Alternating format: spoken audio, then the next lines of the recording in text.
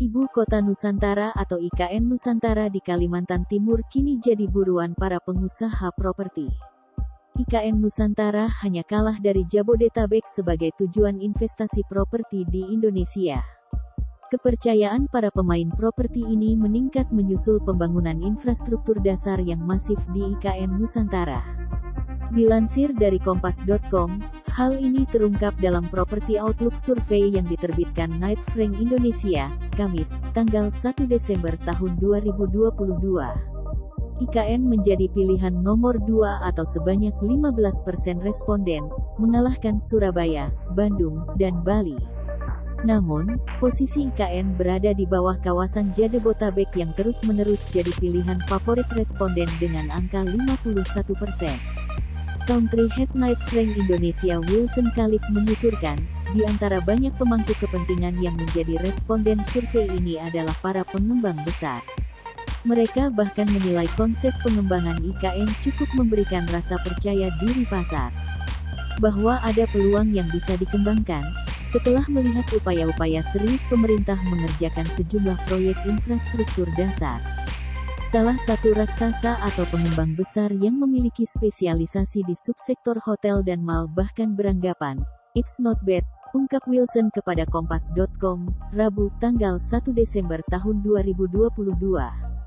Menurut Wilson, subsektor properti yang paling potensial dan realistis untuk dibangun saat ini adalah fasilitas akomodasi atau hotel, dan pusat perbelanjaan.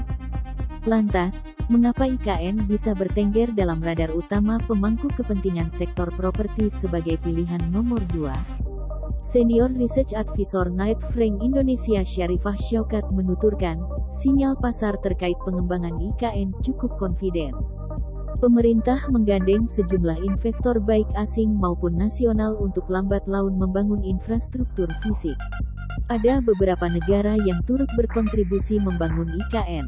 Tahun depan, kesiapan IKN akan sangat menentukan, kata Syarifah.